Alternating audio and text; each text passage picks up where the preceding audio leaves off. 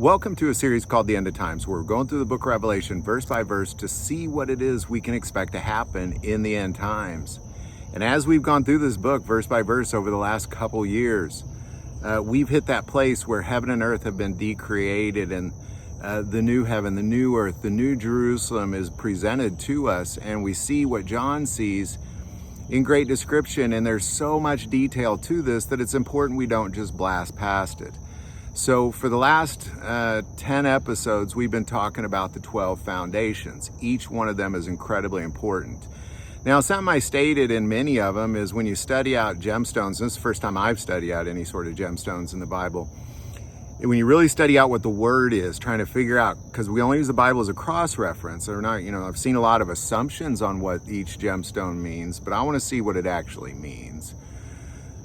So as you study out the words, you'll often see, depending on who interpreted the Bible or which translation you got, it's often misinterpreted. And you see the word ruby anywhere where they just didn't know what kind of gemstone it was at the time, or they'll see, so you see the word ruby everywhere, where ruby does not belong, because the word for ruby is not in most places that you see the word ruby in the Bible, as well as sapphire, a few others. So it's really important that we kind of focus on, well, what is the word, and how can we cross-reference it with the Bible? And today's going to be another example of that.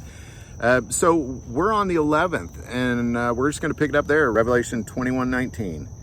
And the foundations of the wall of the city were adorned with all kinds of precious stones. The first foundation was jasper, the second sapphire, the third chalcedony, the fourth emerald, the fifth sardonyx, the sixth sardius, the seventh chrysolite, the eighth beryl, the ninth topaz, the 10th chrysoprase, and the 11th jacinth. Now, that word jacinth in the Bible is hyacinthos, or it's really a hyacinthos. So it is properly a jacinth, or a hyacinth. Now, this was a hard one to find in the Bible, to be quite honest. There's a place, it's mentioned in Revelation 9:17, this is where the Euphrates River is dried up. And 4 angels are released. And an army of 200 million these are leading an army of 200 million. It says this about the 200 million. Now the number of the army of the horsemen was 200 million, and I heard the number of them. And thus I saw the horses in the vision. Those who sat on them had breastplates of fiery red, hyacinth blue, and sulfur yellow. Now, this word hyacinth, this is the same thing. This is hyacinthos. Most Bibles say sapphire there, so be cautious of that. And it really doesn't say here fiery red or sulfur yellow.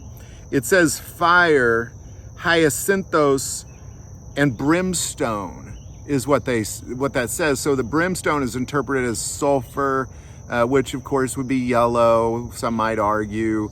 So that's a poor interpretation. It's really fire, hyacinthos, and brimstone is what is the chest of these creatures looks like. Now, the chest of these creatures is what is being led. That's what is leading. Now, we also see in Ezekiel 1:27 a hyacinth, and we're going to go there real quick. So it's all going to come together here at the end, so bear with me. We'll come back to these horses. In this moment, what Ezekiel is seeing the throne of God coming down and following the nation of Israelites as they be led off into captivity, and he describes what this looks like. So we'll just pick it up in 22. The likeness of the firmament above the heads of the living creature was like the color of an awesome crystal stretched out over their heads.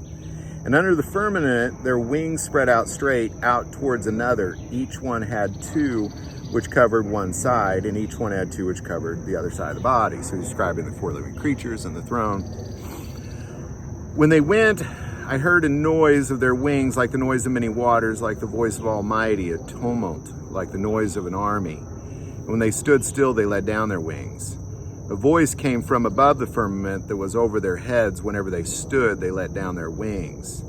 And above the firmament, over their heads, was the likeness of a throne, in appearance like a sapphire stone, and the likeness of the throne was the likeness with the appearance of a man high above it. Also from the appearance of his waist and upward I saw, as it were, the color of amber, with the appearance of fire all around within it. All right, now this word amber is, because if we look at, well, what is a hyacinth? It's a red stone. It's a reddish stone. It can be anywhere between like an orangish, illuminating stone that's translucent, and we'll kind of come to that illuminating here in a little bit, to a dark reddish black stone. This is what a hyacinth looks like, or a jacinth. Now, this word amber is really just describing a dark red stone, is the description. So they just interpret it as amber. So if this is a jacinth, what we're looking at here is it's the chest area. Now here's what you can interpret from this, that when God left heaven, when he went around to and fro following the Israelites, and Ezekiel saw that his chest was this jacinth.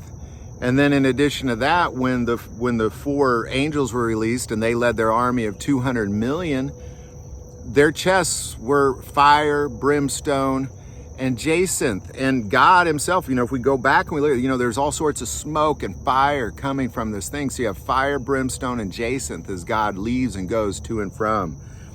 And I believe what this is God showing that he is a warrior and he is with you.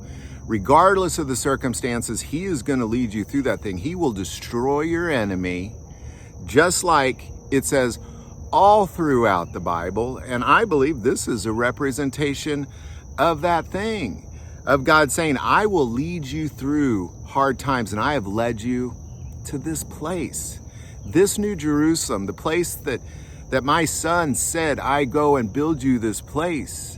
I have led you here because we're the only ones that have access to it, and we were led. This is a leading color of God. I don't want to bring up, I'm just going to bring up the Talmud for a second, okay? Because the Catholics keep the Talmud in the Bible. The Talmud's description of Noah brought on board a dark red stone. And that dark red stone, and he also built one window. And we see that in the description of Genesis, not the stone, but the window. And in the Talmud, he would, and there was no day at all. It was dark the whole time for the longest time. So he would interpret day and night by putting this stone in the window, and it would illuminate during the day. Even though it was dark outside, it would illuminate during the day. So Noah would know, well, it's day. So according to the Talmud. So, let's throw that out there, and then let's just take it away, and let's only look at the Bible as a reference, because I'm not going to say the Talmud belongs in the Bible. I just think it's important we bring that up because the Catholics believe it belongs in the Bible, and I'm sure there's many people watching this who are Catholics. So I'm just throwing that out there. Now, let's go back to what the Bible says. But either way, it's always the chest. It's always this thing leading. This thing that's leading into warfare, this thing that's leading you to heaven, this thing that's leading you to Jesus Christ, this thing that's leading you to salvation. And I believe that that's showing I led you here. I led you here is what that says. The foundations of the wall of the city were adorned with all kinds of precious stones. The first foundation was jasper, the second sapphire, the third chalcedony, the fourth emerald, the fifth sardonyx, the sixth sardius, the seventh chrysolite, and the eighth beryl, the ninth topaz, 10th chrysoprase, the 11th jacinth. So there you go. Hope this video helps. Stick with us. Come a long way in this. We'll just keep digging through it. We got one more foundation to go. Any thoughts or insight on it, definitely put it below. If you like this video, click like and subscribe. Feel called to support this channel with Patreon. That link is also below. But the most important part of this channel is we take prayer requests, so please don't ever hesitate to send that in. Thank you for watching this episode of God, Family, and Guns. And as always, love God, love your family, and love guns.